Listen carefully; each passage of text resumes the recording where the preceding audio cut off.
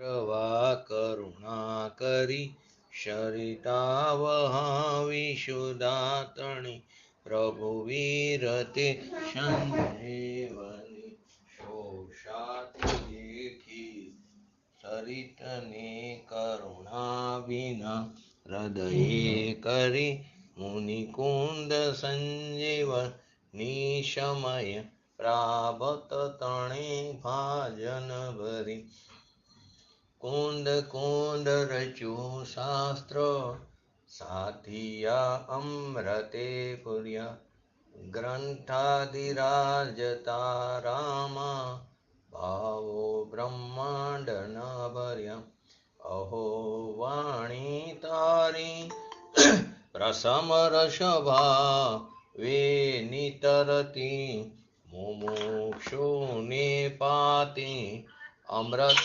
રસાંજલિ ભરી ભરી અનાદિની મૂર્છા વિસતણી ત્વરાથી ઉતરતી વિભાવેથી થંભી સ્વરૂપ ભણી દોડે પરિણતિ તું છે નિશ્ચય ગ્રંથ ભંગ સગરા વ્યવહારના ભેદવા તું પ્રજ્ઞા છીણી જ્ઞાનને ઉદયની સંધિ સૌ છેદવા સાથી સાધકનો તું ભાનુ જગનો સંદેશ મહાવીરનો વિષમો ભવ ક્લાંતના હૃદયનો તું પંથ ટીટણો શૂન્ય તને રસ નિબંધ શિથિલતાય જાણે તને હૃદય જ્ઞાની તણા જણાય તું રોચતા જગતની રુચિ આરસે સૌ તુરીઝતા શકલ જ્ઞાયક દેવ રીજે બનાવો પત્ર કુંદનના રત્નોના અક્ષરો લખી તથાપિ કુંદ સૂત્રોના અંકાએ મૂલ્યના કદી તથાપિ કાનવાણીના અંકાએ મૂલ્યના કદી નમો રિંગટણં નમો શિટણં નમો હિરણં નમો વજણં નમો લોયે શવ સાવણમ ચટ્ટારી મંગલમ અરિહંતા મંગલમ સિદ્ધા મંગલમ શાહુ મંગલમ કેવલી પંતો ધમો મંગલમ ચટ્ટારી લોગુતમા અરિહંતા લોગુતમા સિદ્ધા લોગુતમા શાહુ લોગુતમા કેવલી પંતો ધમો લોગુતમા ચટ્ટારી શરણ ભોજામી અરિહંતે શરણ ભોજામી સિદ્ધે શરણ ભોજામી શાહુ શરણ ભોજામી કેવલી પંતો ધમો શરણ ભોજામી ઓમ નમો અરિહંતાણ.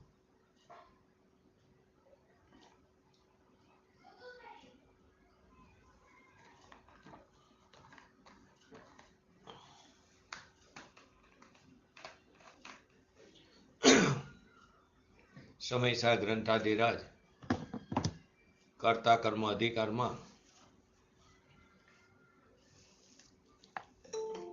આચાર્ય અમરચંદ્ર દેવી 73 નંબર અને 74 નંબરની ગાથાનો ઉપસાર કરીને 75 નંબરની ગાથાની પરિભાષા એટલે કે સૂચના પણ આપી છે તે આ કરસ દ્વારા. તો 48 નંબરનો જે કરસ છે આ રીત વિધિ પૂર્વોક્તથી નિવર્તી સૌ પર દ્રવ્યથી વિજ્ઞાન ઘન નિજ ભાવ પર આરૂઢ થતો તત્કારથી નિવૃત્ત થઈ અજ્ઞાનમય કરતા કર્મના ક્લેશથી પુરાણ પુરુષ પ્રકાશતો થઈ સાક્ષી જગનો અહીંયાથી. તો પૂર્વોક્ત વિધિ અનુસાર એટલે કે પરદ્રવ્યોથી સર્વ પ્રકારે સમસ્ત પ્રકારે ઉત્કૃષ્ટ નિવૃત્તિ કરીને પરદ્રવ્યોથી નિવૃત્તિ ક્યારે થાય કે તેનું લક્ષ્ય છૂટે. તેનું લક્ષ્ય ક્યારે છૂટે કે શ્વનો મહિમા આવે ત્યારે. તો શ્વનો મહિમા આવતા શ્વનું લક્ષ્ય થતા પરદ્રવ્યનું લક્ષ્ય છૂટી જાય છે તો એ સર્વ પ્રકારે ઉત્કૃષ્ટ નિવૃત્તિ કરે છે પરદ્રવ્યોથી. એના પ્રત્યે એને રાગ પણ નથી થતો, એના પ્રત્યે દ્વેષ પણ નથી થતો. એ નિવૃત્તિ કરીને તત્કાળ જ પોતાનો જે વિજ્ઞાન ઘન સ્વભાવરૂપી પોતાનો જે ભગવાન આત્મા છે એના ઉપર નિર્ભયતાથી તે આરુદ્ધ થતો થકો, એટલે કે પોતાના સ્વભાવનું અવલંબન કરતો થકો, એટલે કે પોતાના સ્વભાવનો આદર સ્વીકાર સત્કાર કરતો થકો. એનો અર્થ એમ કે પોતાનો આશ્રય કરતો, સ્વ આશ્રય કરતો, સ્વસન્મુખ થતો, પોતાને નિશંકપણે આસ્તિકેય ભાવમાં એટલે કે પોતાના સ્વભાવમાં સ્થિર કરતો, પોતાના સ્વભાવમાં સ્થિર કરતો અને અજ્ઞાનથી ઉત્પન્ન થયેલી જે અજ્ઞાનજન્ય જે કર્તા કર્મની પ્રવૃત્તિ અનાદિકાળથી ચાલી આવે છે એ અજ્ઞાનથી ઉત્પન્ન થયેલી કર્તા કર્મ પ્રવૃત્તિની એ કર્તા કર્મની જે પ્રવૃત્તિ છે એનાથી ઉત્પન્ન થતા ક્લેશોથી નિવૃત્ત થતો. એ અજ્ઞાનને કારણે કર્તા કર્મની પ્રવૃત્તિ ને એને કારણે રાગ દ્વેષ આદિ વિકાર ભાવ આશ્રવ ભાવ તેના ક્લેશોથી નિવૃત્ત થતો, તે સ્વયં જ્ઞાની થતો. અને જે સ્વયં જ્ઞાની થાય, જે જગતનો કેવો થાય સાક્ષી થાય છે, એનો જ્ઞાતા દ્રષ્ટા થાય છે. એવો જે જ્ઞાતા દ્રષ્ટા પોતાનો ભગવાન આત્મા છે તે કેવો છે? પુરાણ પુરુષ છે અને તે હવે પ્રકાશમાન થઈ રહ્યો છે. પ્રકાશમાન પોતાની પર્યાયમાં તે વિતરાગતા પ્રગટ કરી રહ્યો છે. કરશની અંતિમ ભક્તિમાં એમ કહેવામાં આવ્યું, જ્ઞાનીભૂત ઇતશ્ય કાસ્તિ, તો કે આ ભગવાન આત્મા જ્ઞાની થઈને હવે અહીં પ્રકાશમાન થઈ રહ્યો છે. ભગવાન આત્મા જ્ઞાની થઈને હવે કેવો પ્રકાશમાન થઈ રહ્યો છે. અને 75 નંબરની ગાથામાં શું કહે છે? જ્ઞાનીની ઓળખાણ આપવામાં આવી છે. તો એ પ્રમાણે આ કરશ આગામી ગાથાની ભૂમિકા પણ બાંધે છે અને પર પ્રવૃત્તિ જે છે અનાદિકાળથી પરની પ્રવૃત્તિ ચાલી આવે છે કે જેમાં આપણે કર્તા કર્મ પણ અજ્ઞાન દશામાં કરતા આવ્યા છીએ, એના ઉત્કૃષ્ટ નિવૃત્તિની વાત કરીને એના પછીની ગાથાને પણ તે બાંધે છે, એનો ઉપસાર કરે છે. તો પંડિત બનારસજી દાસજીએ સમયસાર નાટકની અંદર આ છંદનો ભાવાનુવાદ કર્યો. જગ મેં અનાદિ કો અજ્ઞાની કહે મેરો કર્મ, કરતા મેં યાકો કિરિયા શો પ્રતિપાખી હે, અંતર સુમતિ ભાસી જોગ શો ભયો ઉદાસી, મમતા મિટાઈ પર જાય બુદ્ધિ નાખી હે, નિર્ભય શુભાવ લીનો અનુભવ કે રસ ભીનો, કિનો નિવાર દ્રષ્ટિ નિયતે મેં રાખી હે, ભરમ કી ડોરી ટોરી ધર્મ કો ભયો ઢોરી, પરમશો પ્રીત જોરી કર્મ કો સાખી હે. શું કહેવા માંગે? આ જગતની અંદર અજ્ઞાની જે જીવ છે એ શું કહે છે કે કર્મ મારા છે અને હું તેનો કરતા છું. જે કર્મ છે તે મારા છે ને હું તેમનો કરતા છું. આ પ્રમાણે તે ક્રિયાનો કેવો છે? પક્ષપાતી છે. કર્તૃત્વના અહંકારની અંદર ડૂબેલો છે. બસ જીવ અહીંયા જ ભૂલ કરે. કર્તૃત્વનો અહંકારની અંદર એટલો બધો ડૂબેલો છે પોતાનો વિવેક બુદ્ધિને તે કોઈ બેસે છે. તો એ અહંકારમાં ડૂબેલો છે. તેમ છતાં જ્યારે તે સ્વભાવ સન્મુખ થાય, એની અંતરંગ સુમતિ એને જાગૃત થઈ, એનો પ્રકાશ થયો પોતાના સ્વભાવ પ્રત્યેનો, તો સમ્યક જ્ઞાનનો ઉદય થયો. ત્યારે તેને મન વચન કાયા રૂપ, મન યોગ, વચન યોગ અને કાયા યોગ, એ 3 પ્રકારના યોગોથી, જે યોગોની ક્રિયા છે એનાથી ઉદાસ થઈને, એનાથી નિરસપણે થઈને, એની મમતાને મટાડીને, એના પ્રત્યે જે મમત્વ છે મન વચન કાયાના યોગો પ્રત્યેનું, એની મમતાને મટાડીને, પર્યાય બુદ્ધિને છોડીને, અનાદિકાળથી જીવે કદાચ પરદ્રવ્યનું અવલંબન તો છોડ્યું પરંતુ પર્યાયની સન્મુખતા છોડી નથી. તો જ્યાં સુધી જીવ પર્યાયની સન્મુખતા નહીં છોડે, એટલે કે પર્યાયની સન્મુખતા નહીં છોડે ત્યાં સુધી પર્યાયમાં વિતરાગ દશાની ઉત્પત્તિ નહીં થાય. તો પર્યાય બુદ્ધિ છોડી દીધી અને નિર્ભય થયો, 7 પ્રકારના ભયોથી રહી એવો નિર્ભય ભગવાન આત્મા એ નિજ સ્વભાવને ગ્રહણ કરીને પોતાના આત્માનુભૂતિના રસમાં તે ભીંજાઈ ગયો. એમાં એટલો બધો તરબોળ થઈ ગયો કે તેને મન વચન કાયારૂપ યોગોની ક્રિયાથી તે ઉદાસ થઈ ગયો. મમતાને ઘટાડીને, પર્યાય બુદ્ધિ છોડી દઈને અને નિર્ભય થઈને નિજ સ્વભાવને પોતાના ભગવાન આત્માને ગ્રહણ કરીને, એટલે કે એને જાણીને, ઓળખીને અને તેમાં લીન થઈને આત્માના અનુભવના રસમાં તે ભીંજાઈ ગયો. આ પ્રમાણે જ્ઞાની થઈને પણ જો કે તે વ્યવહારમાં તો પ્રવર્તે છે, ભૂમિકા અનુસાર વ્યવહારમાં પ્રવર્તે છે, તો પણ દ્રષ્ટિ તો નિશ્ચયમાં જ કેન્દ્રિત રહી ગઈ. એની પરિણીતિ તો જ્ઞાયક તરફ જ ટકેલી છે એને ભૂમિકા અનુસાર રાગ દ્વેષ આદિ ભાવ થાય છે, ભૂમિકા અનુસાર તે વ્યવહારમાં પણ પ્રવર્તે છે, રસ્તામાં આવતો સહચર શુભભાવમાં તે પ્રવર્તે પણ કરો, પરંતુ એની દ્રષ્ટિ તો નિશ્ચયમાં જ કેન્દ્રિત રાખી છે.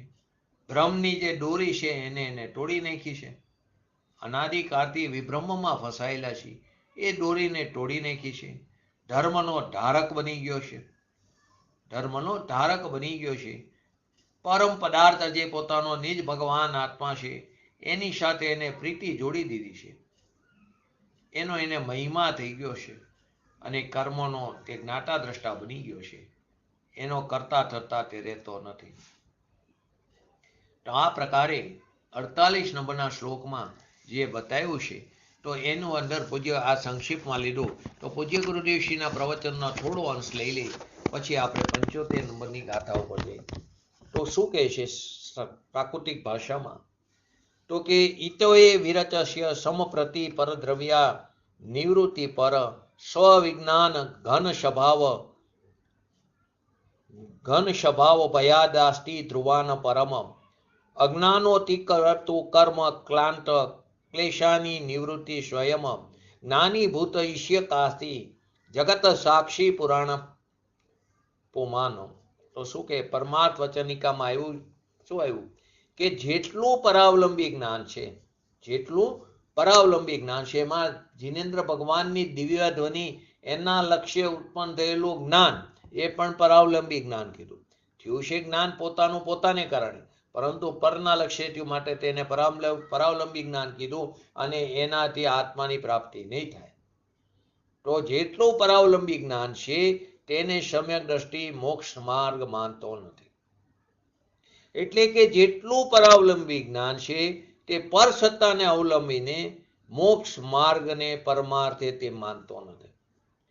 એનો શું થયો? પોતાના શુદ્ધ સ્વભાવના આશ્રયે જે સમ્યક દર્શન અને જ્ઞાનની પર્યાય ઘન એકાકાર થઈ, એને જે આત્માનુભૂતિ થઈ પોતાના સ્વભાવના આશ્રય, શુદ્ધ સ્વભાવના આશ્રય, અને એ જ્ઞાનની પર્યાય અંદર ઘન એકાકાર થઈ, એને એ મોક્ષનો માર્ગ માને છે ધર્મી જીવ, જ્ઞાની જીવ. બનારસી દાસ ખરેખર તો હતા ગ્રસ્ત દશા, પરંતુ એને અંતરનું એનું કામ એવું, અંતરનું કામ કર્યું છે. દિગંબર ધર્મ, સનાતન સત્ય, એમાં પણ ગ્રસ્તો પંડિતો એવા પાક્યા કે એને સીધું કેવળ જ્ઞાનનું મૂળ પકડી લીધું. એવી સ્થિતિ લીધી કે જેટલું પરાવલંબી જ્ઞાન પરના લક્ષ્ય ઉત્પન્ન થનાર છે, સમ્યક દ્રષ્ટિ એને પરમાર્થે મોક્ષ માર્ગ માનતા નથી. એટલે પરાવલંબી જ્ઞાન, શાસ્ત્રનું જ્ઞાન, શાસ્ત્રનો સ્વાધ્યાય, જ્ઞાની પુરુષોના પ્રવચનો, પૂજ્ય ગુરુદેવશ્રીના પ્રવચનો, એ બધા કેવું છે? પરાવલંબી જ્ઞાન, પરના લક્ષ્ય ઉત્પન્ન થનારા છે. સમ્યક દ્રષ્ટિ એને પરમાર્થે મોક્ષ માર્ગ માનતા નથી. જો આ એક વાક્ય સાંભળ્યું, હવે અર્થની ખબર નથી, એમ માને કે પૂજ્ય ગુરુદેવશ્રીનું પ્રવચન ન સંભળાય એ તો પરાવલંબી જ્ઞાન થયું, એનાથી આત્માની પ્રાપ્તિ નહીં થાય. એમ નથી. થાય છે એમ, પણ ખરેખર એમ નથી. ખરેખર તો એમાં આવેલી તત્વની વાતને ચિંતન મનન મંથન કરવાનું છે, અને એ ચિંતન મનન મંથન સ્વના લક્ષ્ય કર્યું તો પૂજ્ય ગુરુદેવશ્રીના પ્રવચનનો અર્થને સમજ્યા કહેવાય. માટે શાસ્ત્રોના અર્થ કરવાની જે પદ્ધતિ છે એની અંદર પણ આવે શબ્દાર્થ, ભાવાર્થ, નયાર્થ, મતાર્થ અને આગમાર્થ. તો કે જેટલું પરાવલંબી જ્ઞાન પરના લક્ષ્ય ઉત્પન્ન થનાર છે, સમ્યક દ્રષ્ટિ એને મોક્ષ માર્ગ માનતો નથી, એને સાધક દશા માનતો નથી. મોક્ષ માર્ગ પ્રકાશકની અંદર બતાવ્યું છે. પરંતુ સર્વ આત્માઓમાં, વિશેષ એટલું કે સર્વ આત્માઓમાં કોઈ પ્રકારનું એવું ન હોય કે પર સત્તાવલંબનશીલ બની મોક્ષ માર્ગ તે સાક્ષાત કહે. કોઈ પ્રકારનું એવું ન હોય. કોઈ એટલે બધા આત્મામાં એવું ન હોય કોઈ પ્રકારમાં કે પર સત્તાવલંબનશીલ બનીને મોક્ષ માર્ગને તે સાક્ષાત કહે. કેમ કે દશાના પ્રમાણમાં પર સત્તા અવલંબન હોય છે. તે આત્મા પર સત્તા અવલંબી જ્ઞાનને પરમાર્થ કહેતો નથી. જે જ્ઞાન હોય છે તે સ્વસત્તા અવલંબનશીલ હોય છે અને એનું નામ જ્ઞાન. જે જ્ઞાન હોય સ્વસત્તા અવલંબનશીલ, જે જ્ઞાન હોય કે જે કેવું હોય, સ્વસત્તા અવલંબનશીલ, એનું નામ ખરેખર સાચું જ્ઞાન, એ સમ્યક જ્ઞાન કહેવામાં આવ્યું. સ્વસત્તા અવલંબી એ જ જ્ઞાન, તો કે આ એ જ જ્ઞાન.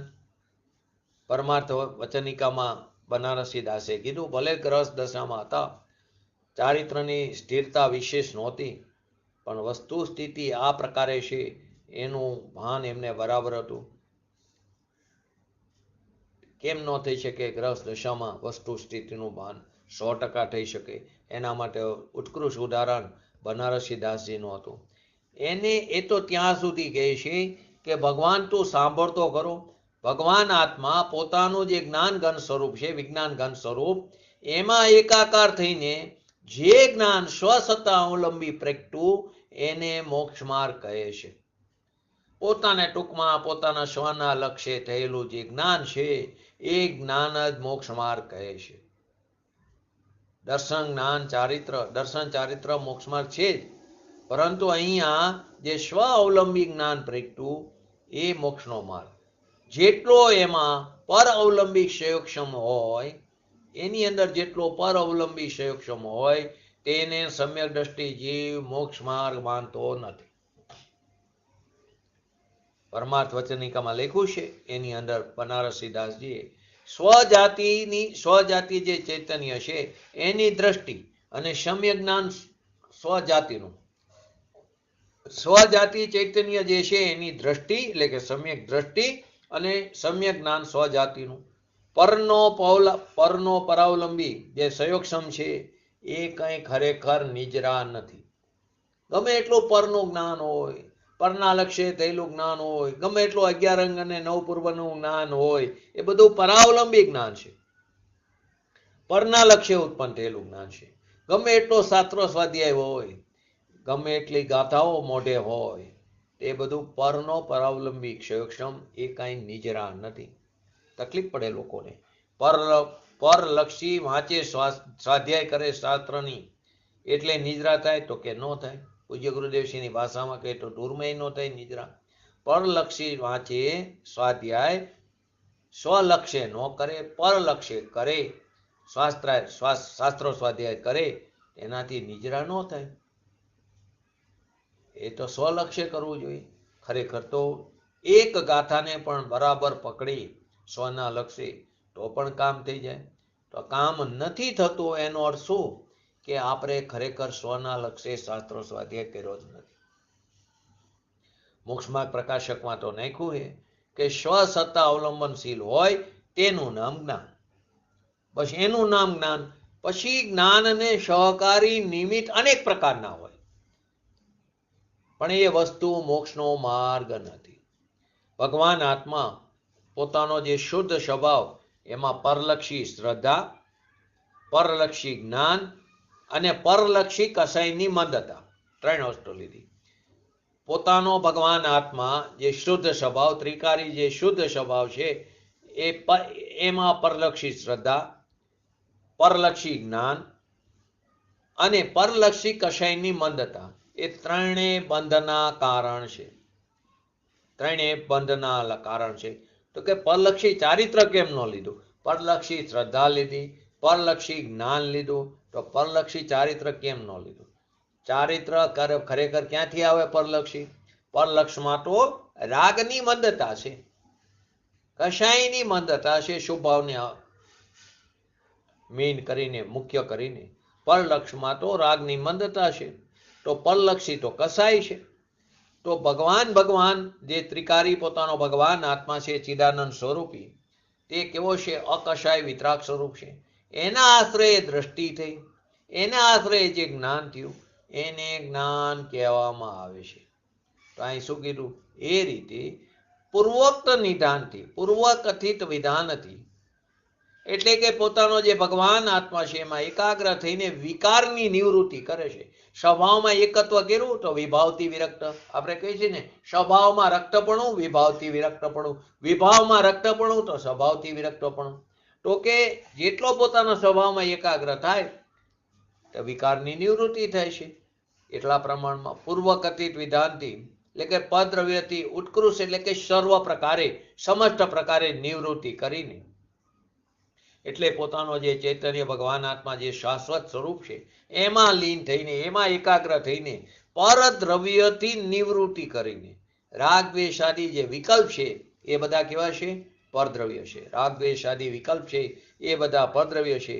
એનાથી નિવૃત્તિ કરીને વિજ્ઞાન ઘન સ્વભાવરૂપ એવો જે કેવળ પોતાનો ભગવાન આત્મા છે, કેવળ પોતાના પર નિર્ભયપણે આરૂઢ થયો થકો, વિજ્ઞાન ગાન થયો થકો એવો જે ભગવાન આત્મા છે એ ભગવાન આત્માનો અવલંબન કરતા પર્યાયમાં વિતરાગ દશાની પ્રાપ્તિ થાય છે.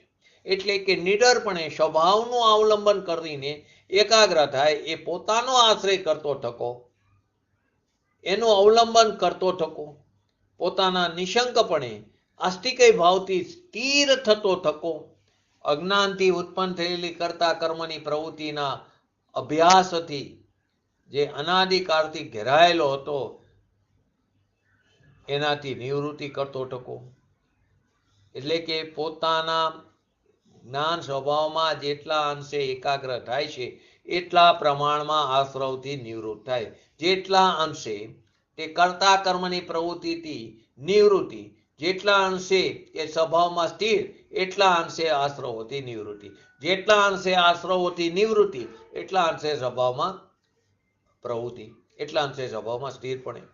માટે તો વિજ્ઞાન ઘન સ્વભાવ થતો થકો એટલે કે પોતાના જ્ઞાન સ્વભાવમાં એકાગ્ર થાય છે એટલા પ્રમાણમાં આશ્રવથી નિવૃત્ત થાય છે. જેટલો આશ્રવથી નિવૃત્ત થયો એટલો સ્વભાવની પ્રવૃત્તિ થઈ. એ વિધાનથી પરદ્રવ્યથી ઉત્કૃષ્ટ નિવૃત્તિ કરીને પરદ્રવ્યને ઉત્કૃષ્ટ કીધું, પણ ઉત્કૃષ્ટનો અર્થ એમ નથી કે રાગ સર્વતા છૂટી ગયો અને અસ્થિરતા પણ ચાલી ગઈ. આ તો જે વિકલ્પ આદિ જે છે અને પરલક્ષી જે ભાવ છે એનાથી નિવૃત્ત થઈને એટલે કે પોતાનો આશ્રય કરતો થકો એવો ચૈતન્ય ભગવાન આત્મા અંતરમાં એનું અવલંબન કરતો થકો, પોતાના નિશંકપણે પોતાના સ્વભાવમાં સ્થિર થતો થકો, પોતાનો જે શુદ્ધ સ્વભાવ છે એમાં આસ્તિકાયથી સ્થિર થતો થકો. એનો અર્થ શું થયો? સ્થિર થતો થકો એટલે કે નિર્મલ શુદ્ધ પરિણામનો કરતા થતો થકો. નિર્મલ જે શુદ્ધ પરિણામ છે, અહીં અત્યારે એ વાત નહીં લેવાની કે પર્યાયનો કરતા તો આ દ્રવ્ય કેવી રીતે હોય, પર્યાયનો કરતા પર્યાય છે એ વાત નથી, પરંતુ રાગ દ્વેષ આદિ વિકારી ભાવનો કરતા અજ્ઞાની પણ નથી વાસ્તવમાં. તો કે નિર્મલ શુદ્ધ પરિણામનો કરતા થઈને અજ્ઞાની માને છે પણ છે નહીં. નિર્મલ શુદ્ધ પરિણામનો કરતા થઈને નિર્મલ પરિણામના કાર્યમાં પરિણમતો થકો એમ કહેવા માંગે છે. સ્થિર થતો થકો એટલે કે જે નિર્મલ વિતરાગી દશા પ્રાપ્ત થાય છે એનો કરતા થઈને એટલે કે નિર્મલ પરિણામના કાર્યમાં પરિણમતો થકો. તો અજ્ઞાનથી જે ઉત્પન્ન થયેલી કરતા કર્મની જે પ્રવૃત્તિ છે એટલે કે સ્વરૂપના અભાન સ્વરૂપ કરતા કર્મની પ્રવૃત્તિ હતી તેનાથી તે છૂટી ગયો. જે અજ્ઞાન રૂપ કરતા કર્મની પ્રવૃત્તિ અનાદિકાળના અનભ્યાસને કારણે એનાથી તે છૂટી ગયો. રાગ વિકલ્પ મારું કાર્ય અને હું વિકલ્પ એટલે કે રાગનો હું કરતા એને અજ્ઞાન ભાવ કહેવામાં આવ્યો. તે રાગ દેશ આદિ વિકાર ભાવ અથવા વિકલ્પ તે મારું કાર્ય હું તેનો કરતા એ અજ્ઞાન ભાવ છે, તો અજ્ઞાન સ્વરૂપ છે. દેહની ક્રિયા, વાણીની મારી ક્રિયા અને હું એ કરતા, દેહની ક્રિયાનો હું કરતા, વાણીની ક્રિયાનો હું કરતા એ મારું કાર્ય એ તો ક્યાંય દૂર રહી ગયું. પણ રાગની મંદતાનો ભાવ એ મારું કાર્ય ને હું તેનો કરનારો એવા અજ્ઞાન સ્વરૂપ કરતા કર્મનો ભાવ એના અભ્યાસથી થયેલા ક્લેશ હતી એટલે કે આશ્રવોથી એનાથી ઉત્પન્ન થયેલા અજ્ઞાન ભાવના કરતા કર્મમાં તો દુઃખ જ હતું, ક્લેશ જ હતો. તેનાથી નિવૃત્ત થતો થકો. જે અજ્ઞાન સ્વરૂપ કરતા કર્મનો ભાવ એનાથી તો શું હતું? ક્લેશ હતો, દુઃખ જ હતું. તો એનાથી નિવૃત્ત થતો થકો એટલે કે પોતાના ચૈતન્ય સ્વભાવમાં એકાકાર થતો થકો, પરદ્રવ્યથી નિવૃત્ત થતો થકો. એટલે કે વસ્તુના સ્વભાવથી જે વિપરીત ભાવ રાગ એ મારું કાર્ય ને હું તેનો કરતા એવો જે અજ્ઞાન ભાવ ભલે અજ્ઞાન ભાવથી ઉત્પન્ન થયેલું કીધું, તો અજ્ઞાન કારણ અને કર્તા કર્મ કાર્ય કીધું. અજ્ઞાન કારણ અને કર્તા કર્મ કાર્ય કહ્યું છે. પણ કારણ કાર્ય કાઢી નાખો તો અજ્ઞાન સ્વરૂપ એમ લીધું છે કે જ્યાં જ્ઞાન સ્વરૂપ થયો તો અજ્ઞાનજન્ય જે કર્તા કર્મની પ્રવૃત્તિ હતી એનાથી નિવૃત્તિ થઈ, તો એ કર્તા કર્મના ક્લેશથી નિવૃત્ત થાય છે. તો અહીં કહે છે કે જે પોતાનો શુદ્ધ સ્વભાવ છે એમાં એકાગ્ર થાય તો વિતરાગી વિજ્ઞાન ઘનનો કરતા થઈને વિજ્ઞાન ઘન પર્યાય એનું કાર્ય, તો એ સમયે રાગનો કરતા હું અને રાગ કાર્ય એવા અજ્ઞાન સ્વરૂપ ક્લેશથી નિવૃત્ત થાય છે ને પોતાનો જ્ઞાનાનંદ સ્વભાવ છે, આનંદરૂપી સ્વભાવ છે, એમાં પ્રવૃત્તિ થાય છે. આવો આપણો સ્વભાવ છે, આવો આપણો દ્રવ્ય છે, આવો આપણો ગુણ છે કે જેને પરાશ્રયની જરૂર નથી. માટે આપણે કહીએ છીએ દ્રવ્ય કેવું છે? નિરપેક્ષ છે, સ્વતંત્ર છે, સત છે, અહેતુક છે. ગુણ પણ કેવા છે? નિરપેક્ષ, કોઈની પણ અપેક્ષા નથી. તે કેવા છે? સ્વતંત્ર છે. તે કેવા છે? સત છે. બીજી રીતે કહીએ તો તે અસહાય પણ છે. એને કોઈની સહાયની જરૂર નથી. અસહાય એટલે લાચારની, કોઈની સહાયની જરૂર નથી. તો પર્યાય પણ કેવી? નિરપેક્ષ છે, સ્વતંત્ર છે, અહેતુક છે. તો આવો જે પોતાનો ભગવાન આત્મા, એને પરાશ્રયની જરૂર નથી, એવી ચીજ છે. તો પરાશ્રયથી મને લાભ, એ તો ખરેખર પોતાના સ્વભાવની મહિમાનું જીવઘાત કરે અથવા તો એનું ખૂન કરે છે. પરાશ્રયથી મને લાભ થાય, એનાથી મને ફાયદો થાય, મારા માટે તે હિતકારી છે, તો ખરેખર તું તારા સ્વભાવનો ઘાત કરે છે, તું સ્વભાવની હિંસા કરે, તું તારા સ્વભાવની મહિમાનું ખૂન કરે છે.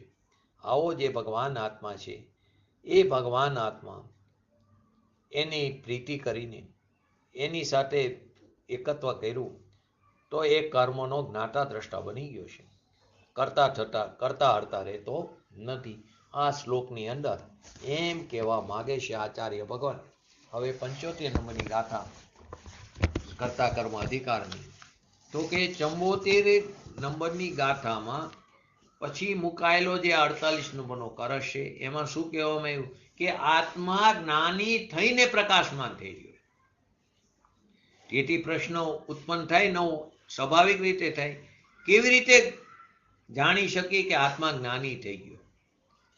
તમે કીધું કે આત્મા જ્ઞાની થઈને પ્રકાશમાન થઈ ગયો 48 નંબરના કરશની અંદર, તો પ્રશ્ન ઉત્પન્ન થાય કે કેવી રીતે જાણી શકાય કે આત્મા જ્ઞાની થઈ ગયો? એ જ ઉત્તરના સમાધાન રૂપે આચાર્ય અમરચંદ્ર દેવે 75 નંબરની ગાથાની ઉત્થાનિકામાં લખે છે, કથમ આત્મા જ્ઞાની ભૂતો લક્ષયત ઇતિ ચેત, એટલે કે આત્મા જ્ઞાની થઈ ગયો છે એમ કઈ રીતે જાણી શકાય, એમ જો કોઈ પૂછે તો અમે આ ગાથામાં એનું સમાધાન કરી છે. એના ઉત્તર રૂપે આ ગાથાનો ઉદ્ભવ થયો છે. બોલો 75 નંબરની ગાથા. હરિગીત. પરિણામ કર્મ તણું અને નો કર્મનું પરિણામ જે તે નવ કરે જે માત્ર જાણે તે જ આત્મા જ્ઞાની છે. પરિણામ કર્મ તણું અને નો કર્મનું પરિણામ જે તે નવ કરે છે, તે કંઈક એક નો કરે છે, માત્ર જાણે જ્ઞાત્યા દ્રષ્ટા થાય, તે જ આત્મા જ્ઞાની છે. સુંદર ગાથા છે કે જે આત્મા આ કર્મના પરિણામને તથા નો કર્મના પરિણામને કરતો નથી, માત્ર જ જાણે છે, તે જ્ઞાની છે. કે પ્રશ્ન શું હતો? કેવી રીતે જાણી કે આત્મા જ્ઞાની થઈ ગયો? તો કે આ રીતે કે જે આત્મા આ કર્મના પરિણામને તથા નો કર્મના પરિણામને કરતો નથી, એમાં કર્તા કર્મ પ્રવૃત્તિનો અભાવ છે, કરતો નથી, માત્ર જાણે છે, તે જ્ઞાની છે. તો ખરેખર કેમ આમ કીધું? આગળ પણ આવી ગયું છે. તો ત્યાં એકત્વ અને મમત્વની વાત હતી, કર્તૃત્વ અને ભોક્તૃત્વની. કેમ? તો કે કર્તા કર્મ અધિકાર છે. તો કર્તા કર્મ અધિકાર હોવાથી અહીં જ્ઞાનીની ઓળખાણ બતાવતા પણ એમ જ કહેવામાં આવ્યું કે જે કર્મ તેમજ નો કર્મના પરિણામને કરતો નથી, માત્ર જાણે છે, તે જ્ઞાની છે. તાત્પર્ય શું થયું? કે પરમાં કર્તૃત્વ બુદ્ધિ એ જ અજ્ઞાન છે. પરની અંદર જે કર્તાપણું છે એ જ ખરેખર અજ્ઞાન છે. તેથી એ અજ્ઞાન સમાપ્ત થતા જ, એટલે કે તે કર્તૃત્વ બુદ્ધિ સમાપ્ત થતા જ અજ્ઞાનનો નાશ થઈ જાય છે. અજ્ઞાનનો નાશ કેવી રીતે થાય? કે કર્તૃત્વ બુદ્ધિનો સમાપ્ત થઈ જાય, નાશ થાય. તો અજ્ઞાનજન્ય જે કર્તા કર્મની પ્રવૃત્તિ છે એ સમાપ્ત થાય તો અજ્ઞાનનો નાશ થાય છે અને આત્મા જ્ઞાની થઈ જાય છે. અહીં કર્તા કર્મ અધિકાર છે તો તે એની મુખ્યતા છે. 19 નંબરની ગાથામાં શું કહેવામાં આવ્યું? કે જ્યાં સુધી આ આત્મા કર્મ અને નો કર્મમાં અહમ બુદ્ધિ, એકત્વ બુદ્ધિ એટલે અહમ બુદ્ધિ એટલે એકત્વ બુદ્ધિ, મમત્વ બુદ્ધિ રાખશે, જ્યાં સુધી આ આત્મા કર્મ અને નો કર્મમાં એકત્વ બુદ્ધિ રાખશે, મમત્વ બુદ્ધિ રાખશે, ત્યાં સુધી અજ્ઞાની રહેશે. ને અહીં શું કહેવામાં આવ્યું? કર્મ અને નો કર્મમાં કર્તૃત્વ બુદ્ધિ રાખશે, ત્યાં સુધી અજ્ઞાની. કર્તૃત્વ બુદ્ધિ કર્મ અને નો કર્મમાં કર્તૃત્વ બુદ્ધિ નહીં રાખે તો તે જ્ઞાની છે. અહીં કર્તા કર્મ અધિકાર છે, ત્યાં જીવાજીવ અધિકાર હતો. તો અજ્ઞાની અને જ્ઞાનીની પરિભાષા સમજાવતા બંને ગાથાઓમાં કર્મ અને નો કર્મની વાત તો સમાન બતાવી. અહીંયા કર્મ અને નો કર્મમાં એકત્વ અને મમત્વ બુદ્ધિની વાત આવી, અહીંયા કર્મ અને નો કર્મમાં કર્તૃત્વ બુદ્ધિની વાત આવી. આ બેમાં કર્મ અને નો કર્મની વાત તો આવી. 19મી ગાથામાં અજ્ઞાનીનું સ્વરૂપ સમજાવતા શું કીધું? એકત્વ બુદ્ધિ અને મમત્વ બુદ્ધિની વાત કરી 19 નંબરની ગાથામાં. ત્યાં અજ્ઞાનીનું સ્વરૂપ બતાવ્યું અને આ જ્ઞાનીનું સ્વરૂપ સમજાવતા શું કીધું? કર્તૃત્વ બુદ્ધિના નિષેધની વાત બતાવી.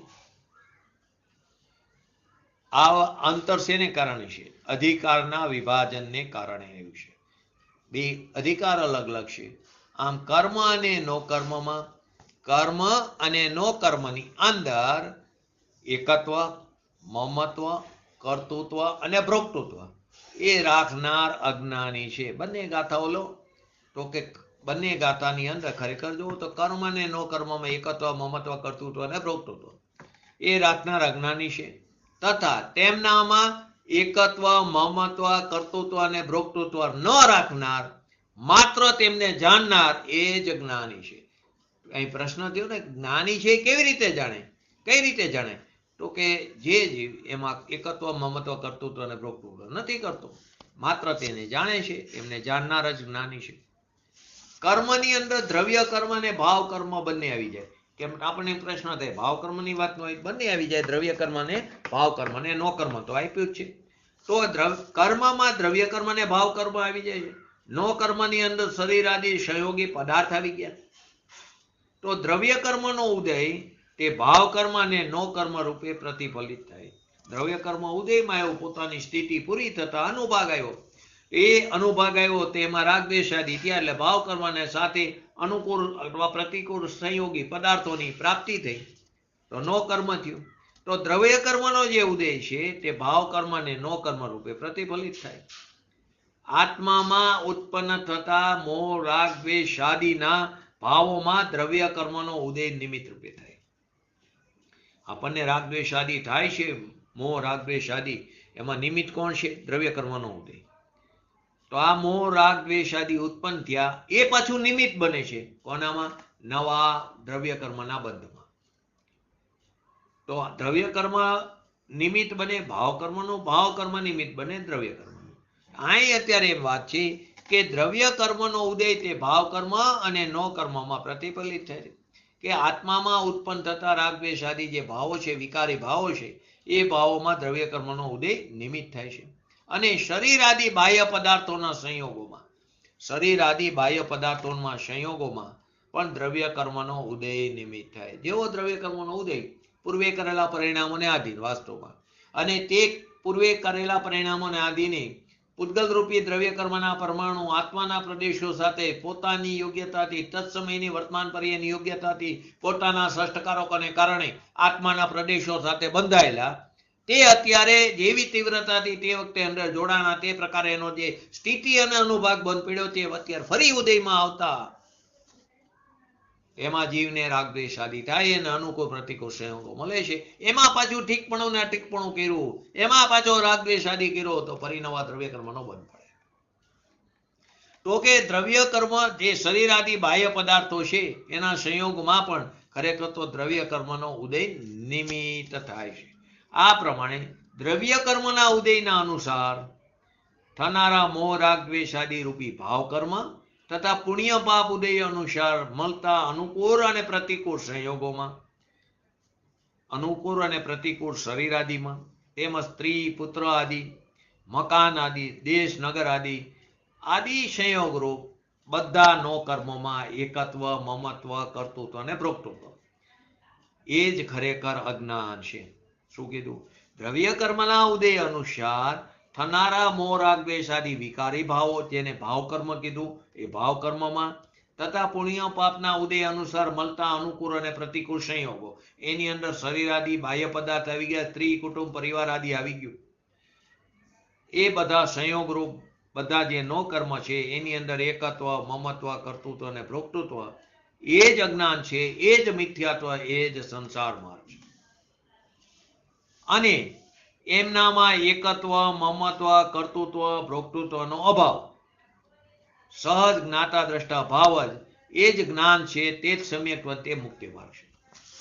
બે અવસ્થા બતાવી, મિથ્યાત્વ દશા અને વિતરાગ દશા. કોને મિથ્યાત્વ દશા કીધી? કે ભાવ કર્મ, નો કર્મ આદિ જે ઉદય કર્મના, દ્રવ્ય કર્મના ઉદય અનુસાર મલ થતા રાગ દ્વેષ આદિ વિકારી ભાવ, જે ભાવ કર્મ, અને પુણ્ય પાપના ઉદય અનુસાર મળતા શરીર આદિ બાહ્ય પદાર્થો, એ બધાની અંદર એકત્વ, મમત્વ, કર્તૃત્વ અને ભોક્તૃત્વ એ જ અજ્ઞાન છે, એ જ મિથ્યાત્વ, એ જ સંસાર માર્ગ છે. અને તેની અંદર એકત્વ, મમત્વ, કર્તૃત્વ અને ભોક્તૃત્વ એનો અભાવ અને સહજ જ્ઞાતા દ્રષ્ટા સ્વભાવ એ જ જ્ઞાન છે, એ જ મુક્તિ માર્ગ છે, એ જ સમ્યક જ્ઞાન છે, અથવા તો સમ્યક્ત્વ છે. આ વાત એકદમ સત્ય હોવા છતાં પણ અહીંયા કર્તા કર્મ અધિકાર હોવાથી બધી વાત કર્તૃત્વની મુખ્યતાથી કરી. એકત્વ, મમત્વ, કર્તૃત્વ, ભોક્તૃત્વ બધી વાત બરાબર, પરંતુ અહીં કર્તા કર્મ અધિકાર હોવાથી જે અંતર પડે છે તે અધિકારના કારણે પડે છે, એના વિભાજનને કારણે. તો કર્તા કર્મના અધિકારને મર્મને સમજવા માટે સુગમતા રૂપ એ વાત કરી છે. તો પ્રશ્ન થાય, શું પાપના ઉદયથી પણ શરીર આદિ, સ્ત્રી પુત્ર આદિ, ધન ધાન્ય આદિ, દેશ નગર આદિ મળે છે? શું પાપના ઉદયથી પણ શરીર આદિ, સ્ત્રી પુત્ર આદિ, ધન ધાન્ય આદિ, દેશ નગર આદિ મળે? બોલો.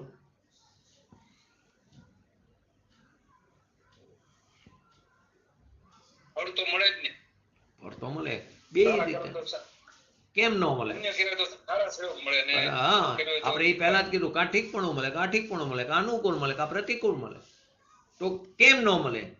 સ્વસ્થ સુંદર શરીર ઘણાનું હોય, નિરોગી શરીર, ને ઘણાને ચાલુ જ હોય કઈ ને કઈ. અનુકૂળ પત્ની હોય તો ઘણાના ઘરમાં ઝઘડા જ થતા હોય. સુયોગ્ય પુત્ર હોય તો ઘણાના ઘરમાં પુત્ર આજ્ઞાંકિત નો હોય. જો આમાં પણ એક વાત, એક પંડિતજી આવી ગયા હતા આપણે શાંતિના જિનાલયમાં, જેને આપણે પટ્ટીવાળા પંડિત કહેતા હતા, અચલજી. પટ્ટી માર કરે ટેબલ ઉપર. બહુ સુંદર વાત એમણે બતાવી હતી અચલજીએ. શું વાત બતાવી કહો આના ઉપર? સુયોગ્ય પુત્ર ઉપર. પછી કહો, યાદ હોય તો કહો. ઘણી વાર આપણે સ્વાધ્યાયમાં પણ લીધું.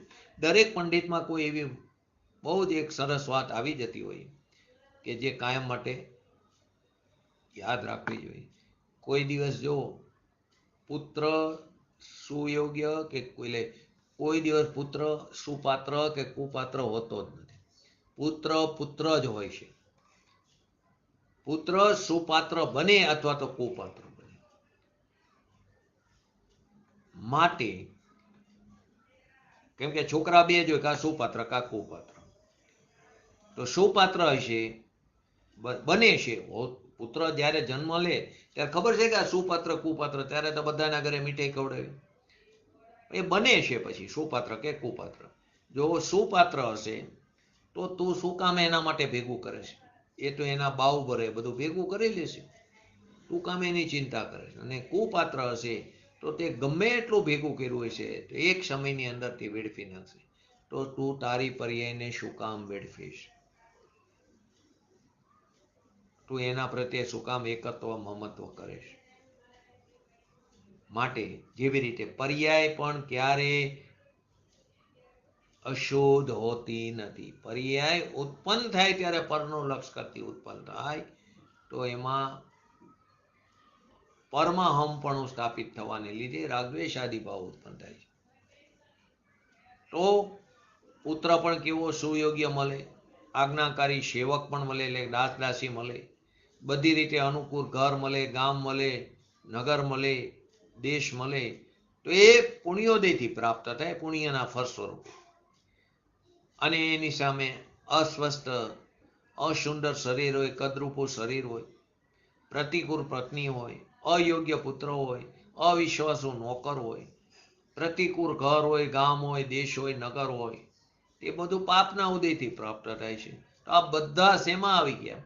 સંયોગોમાં, નો કર્મની અંદર આવી જાય. તો આ પ્રમાણે મોહ રાગ દ્વેષાદિ વિકારી ભાવો અને શરીર આદિ તેમજ દેશ નગર આદિ સંયોગોમાં કર્તૃત્વ બુદ્ધિ ન થવી અને તેમના જ્ઞાતા દ્રષ્ટા ભાવથી જ પરિણમિત થતું રહેવું, એ જ્ઞાતા દ્રષ્ટાના ભાવથી પરિણમિત થવું એ જ ખરેખર જ્ઞાન છે. ને આવા જ્ઞાન ભાવે પરિણમિત આત્મા એ જ જ્ઞાની છે. પ્રશ્ન શરૂઆત ત્યાંથી, જ્ઞાની કેવી રીતે ખબર પડે જ્ઞાની છે? કેવી રીતે ખબર પડે કે હું જ્ઞાન? શું હતો પ્રશ્ન? આત્મા જ્ઞાની થઈ ગયો એ કઈ રીતે જાણી શકે? ક્યાંથી આવ્યું? 48 નંબરના કરસમાંથી. આત્મા જ્ઞાની થઈને પ્રકાશમાન થઈ રહ્યો છે, તો કેવી રીતે જાણી કે આત્મા જ્ઞાની થઈ ગયો? એના જવાબમાં આવે છે કે એ જ્ઞાતા દ્રષ્ટા એમના ભાવથી જ પરિણમિત થવું એ જ જ્ઞાન છે. ને આવા જ્ઞાન ભાવે પરિણમિત આત્મા એ જ્ઞાની છે. જ્ઞાનીની ઓળખાણનું ખરેખર આ જ ચિહ્ન છે. જ્ઞાની આ જ ચિહ્નથી ઓળખાય છે.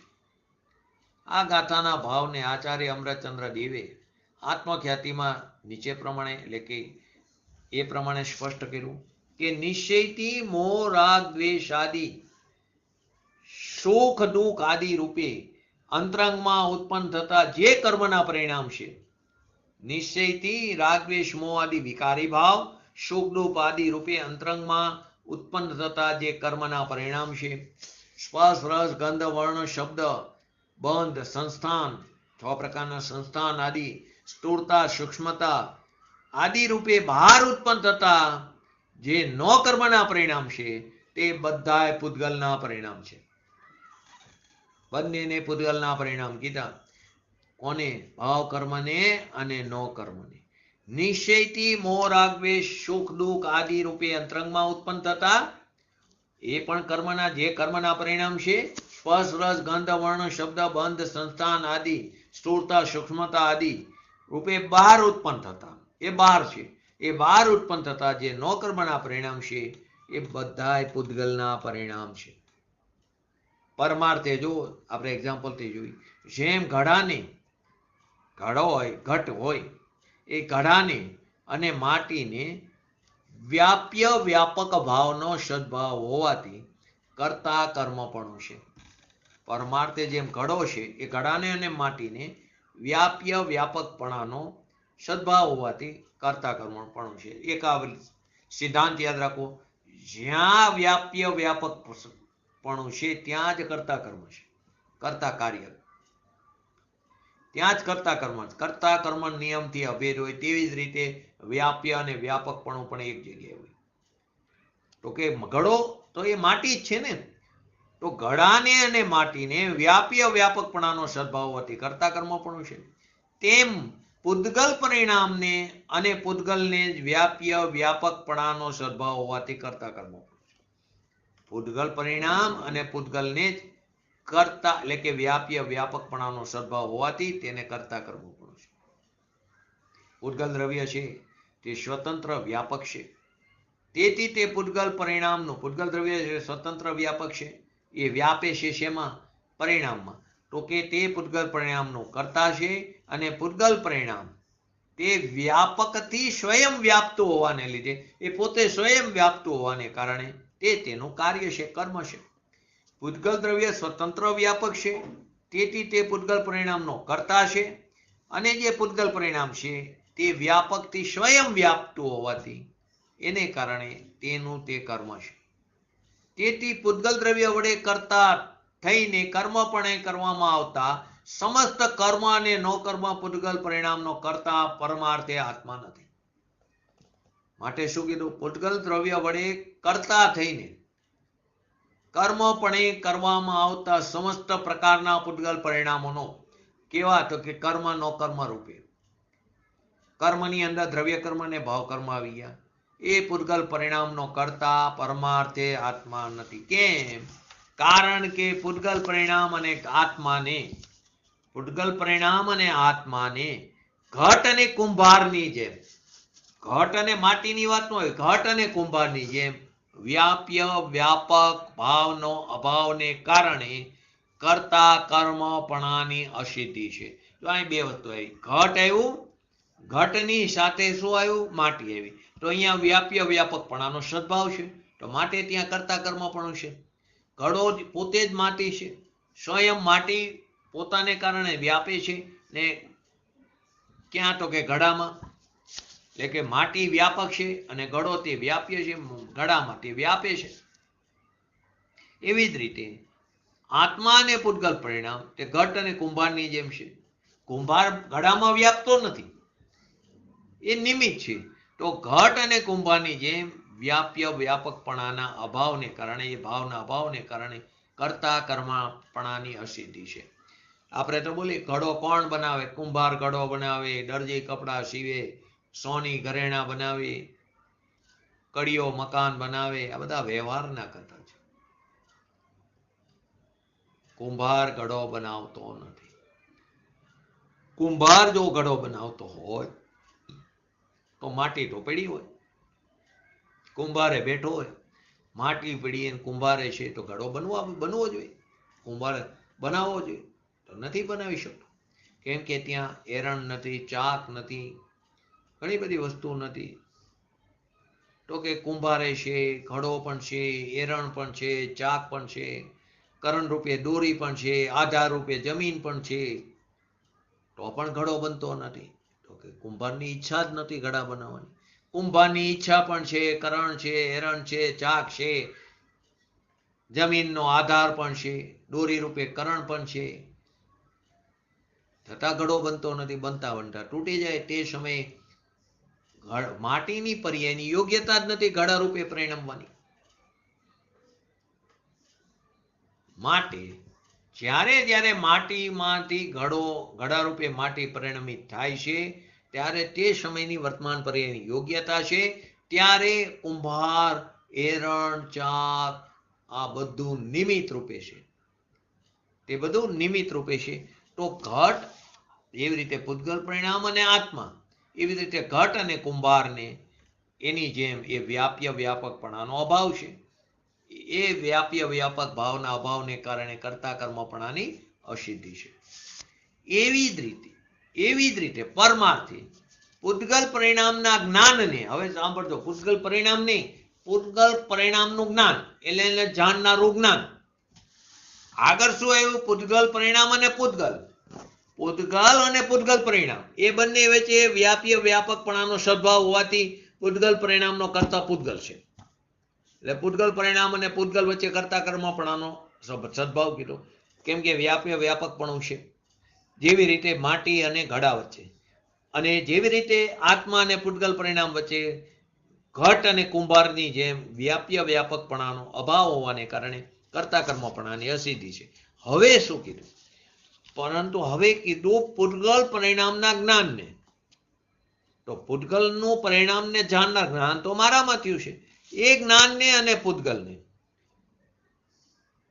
એ જ્ઞાન એ તો મારી પોતાની પર્યાય, અને પૂતગલને જે ઘટ છે એટલે કે ઘડો છે, એ પૂતગલને જે ઘટ અને કુંભારની જેમ, તો એ પૂતગલ પરદ્રવ્ય થયું. પૂતગલ પરિણામને જાણનારું જ્ઞાન એ તો ચેતન દ્રવ્ય છે. એ બંનેને ઘટ અને કુંભારની જેમ વ્યાપ્ય વ્યાપકપણાનો અભાવ હોવાથી કરતા કર્મ પરિણામની અસિદ્ધિ છે. એટલે આત્માની વાત એવી. હવે પૂતગલ પરિણામને જાણનારું જ્ઞાન અને પૂતગલને, પરંતુ જેમ ઘડાને અને માટીમાં વ્યાપ્ય વ્યાપકપણાનો સદભાવ હોવાથી કર્તા કર્મપણું છે. તેવી જ રીતે આત્મ પરિણામ અને આત્માને વ્યાપ્ય વ્યાપકપણાનો સદભાવ હોવાથી કર્તા કર્મપણું છે. શું કીધું? 3 રીતે સિદ્ધ થયું. પહેલી વસ્તુ આવી પૂતગલ પરિણામ અને પૂતગલને. કેવો છે બોલો કોઈ? પૂતગલ પરિણામ અને પૂતગલને બોલો. બંને વચ્ચે વ્યાપ્ય વ્યાપકપણાનો સદભાવ. એક્ઝામ્પલમાં શું આવશે? એમાં ઘડો અને માટી. બરાબર, સરસ. હવે બીજું પૂતગલ પરિણામ અને આત્મા, એ બંને વચ્ચે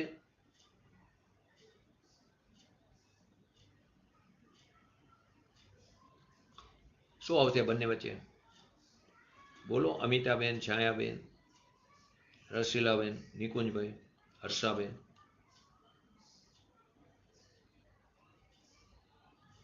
પૂતગલ પરિણામ અને આત્માને વ્યાપ્ય વ્યાપકપણાનો અભાવ છે. એ કારણે કર્તા કર્મપણાની અસિદ્ધિ છે. હવે ત્રીજું પૂતગલ પરિણામનું જ્ઞાન અને પૂતગલને શું છે?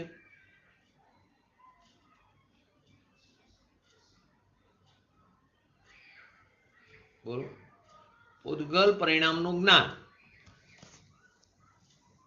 એ જ્ઞાન અને પૂતગલને બોલો. જ્ઞાન તો મારું છે. હે? પૂતગલ પરિણામનું જ્ઞાન તો શું થયું? ચેતનનું વાત થઈ. પૂતગલ પરિણામનું જ્ઞાન તો મારું જ્ઞાન છે, ચેતન છે. અને પૂતગલ છે. તો એ બંને વચ્ચે ઘટ અને કુંભારની જેમ વ્યાપ્ય વ્યાપકપણાનો અભાવ હોવાથી કર્તા કર્મપણાની અસિદ્ધિ છે. પરંતુ જેમ ઘડા અને માટીમાં વ્યાપ્ય વ્યાપકપણાનો સદભાવ હોવાથી કર્તા કર્મપણું છે, તેવી જ રીતે આત્મ પરિણામ અને આત્માને વ્યાપ્ય વ્યાપકનો સદભાવ હોવાથી કર્તા કર્મપણું છે.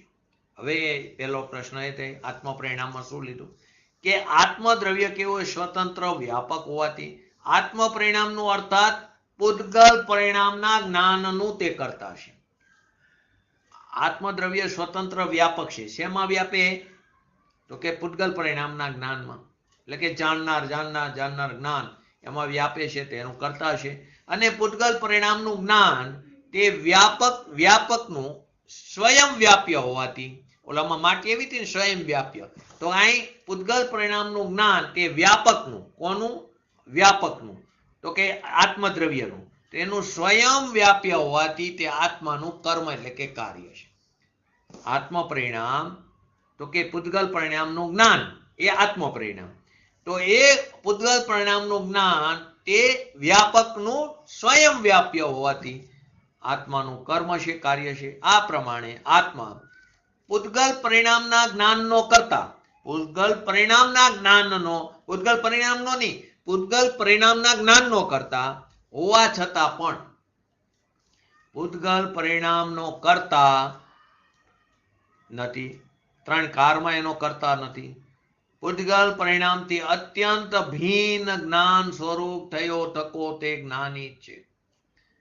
પૂતગલ પરિણામથી અત્યંત ભિન્ન જ્ઞાન સ્વરૂપ થયો તકો તે કેવો છે? જ્ઞાની છે. તો પૂતગલ પરિણામના જ્ઞાનનો કરતા હોવાથી પૂતગલ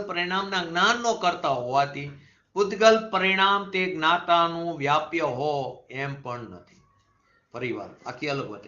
પૂતગલ પરિણામના જ્ઞાનનો કરતા હોવાથી પૂતગલ જે પરિણામ છે તે જ્ઞાતાનું વ્યાપ્ય હો એમ પણ નથી. કારણ પૂતગલ અને આત્માને જ્ઞેય સંબંધનો વ્યવહાર હોવા છતાં પણ તે પૂતગલ પરિણામ જ્ઞાતાનું વ્યાપ્ય નથી. પરંતુ પૂતગલ પરિણામ જેમનું નિમિત્ત જ્ઞેય રૂપે છે, એવું જ્ઞાન જ જ્ઞાતાનું વ્યાપ્ય છે. એ પૂતગલ પરિણામનું જ્ઞાન જ જ્ઞાતાનું વ્યાપ્ય છે. પૂતગલ પરિણામ જ્ઞાતાનું વ્યાપ્ય નથી. ભલે બે વચ્ચે જ્ઞેયનો સંબંધનો વ્યવહાર છે, પણ પૂતગલ પરિણામ તે જ્ઞાતાનું વ્યાપ્ય નથી. પણ પૂતગલ પરિણામ જેમનું નિમિત્ત છે, જ્ઞેય રૂપે છે, એવું જે જ્ઞાન છે એ જ્ઞાતાનું વ્યાપ્ય છે. આ કારણે પૂતગલ પરિણામનું જ્ઞાન જ જ્ઞાતાનું કર્મ છે, આત્મદ્રવ્યનું કર્મ છે. તો આનાથી શું વાત અંતે બનતી? યુક્તિથી, ન્યાયથી. સંપૂર્ણ કથનમાં ન્યાય અને યુક્તિથી એક જ વાત સિદ્ધ થઈ. સ્પર્શ, રસ, ગંધ, વર્ણ, શબ્દ, બંધ, સંસ્થાન આદિ તો પૂતગલ પરિણામ છે જ, પરંતુ મોહ, રાગ, દ્વેષ, સુખ, દુઃખ આદિ પણ પૂતગલ પરિણામ છે. એમનો કરતા ભોગતા નિશ્ચયથી પૂતગલ જ છે, આત્મા નહીં. પરંતુ આત્મા, એ વાત જરૂર છે કે આત્મા તેમના જ્ઞાનનો કરતા અવશ્ય છે, પરંતુ તેમનો કરતા નથી. આત્મા એ પૂતગલ પરિણામનો જ્ઞાનનો કરતા અવશ્ય છે, પણ પૂતગલનો કરતા નથી. કારણ કે તેમનું જ્ઞાન, એ પૂતગલ પરિણામનું જ્ઞાન, એ તો ખરેખર આત્માનું જ પરિણામ છે. તેથી આત્મા તેમના જ્ઞાનનો કરતા છે. તો પૂજ્ય ગુરુદેવશ્રી આ વાતને સ્પષ્ટ કરે છે કે રાગનું પરિણામ તે જીવનું કર્મ નથી. રાગનું પરિણામ તે જીવનું કર્મ નથી. જીવમાં જ્યારે રાગનું પરિણમન થાય છે, તે સમયે રાગને જાણનારું જે જ્ઞાન છે, તે જ્ઞાનના પરિણામનો કરતા જીવ છે. ફરીવાર પૂજ્ય ગુરુદેવશ્રીએ શું વાત કરી? રાગનું જે પરિણામ છે તે જીવનું કર્મ નથી, કાર્ય નથી. પરંતુ જીવમાં જ્યારે રાગનું પરિણામ થાય છે, તે સમયે રાગને જાણનારું જે જ્ઞાન છે, તે જ્ઞાનના પરિણામનો કરતા જીવ છે. અને રાગને જાણનારું તે જ્ઞાન છે, તે જીવનું કાર્ય છે, કર્મ છે. તો આ રાગ સંબંધી જ્ઞાન, રાગને જાણનારી આત્માની જ્ઞાન પર્યાય, આત્માનો સ્વ પર પ્રકાશક સ્વભાવ હોવાથી આત્માનું કાર્ય છે, તથા રાગને જાણનારી જ્ઞાન પર્યાયનો આત્મા કરતા છે. તો આવી કરતા કર્મની વાત આપણે આવતીકાલના સ્વાધ્યાયમાં ફરીવાર આ વિશેષ લઈને આપણે 75 નંબરની ગાથામાં આગળ જશું. આપણે પણ આવા પદ્રવ્યથી એકત્વ, મમત્વ, કર્તૃત્વ, ભ્રતૃત્વને છોડીને પોતાના સ્વભાવ તરફ લક્ષ કરીને, સ્વભાવના આશ્રયે પોતાની પર્યાયમાં પોતાનો જે ભગવાન આત્મા છે એને પ્રકાશમાન કરીને, વિતરાગતા પ્રગટ કરીને શુદ્ધિની પૂર્ણતા કરી, એવી પરમ વિરલ ભાવના સાથે આજનું એકત્વ પૂરું કરું. જય જીને. બોલો જીનવાણી સ્તુતિ.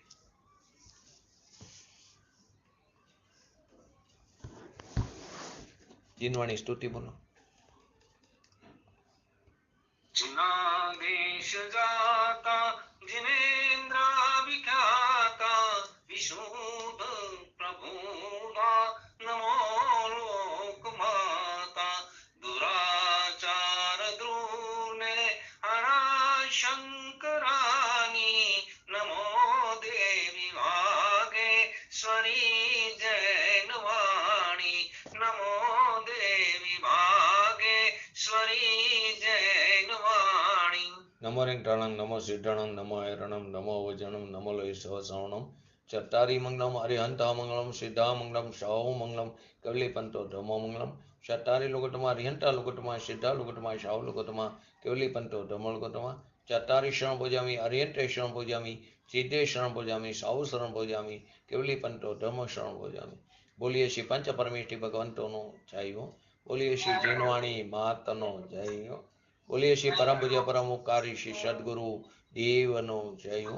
बोलिए श्री प्रसन्नमूर्ति भगवती मातनो जय हो. बोलिए श्री सनातन जैन दिगंबर धर्मनो जय हो. जय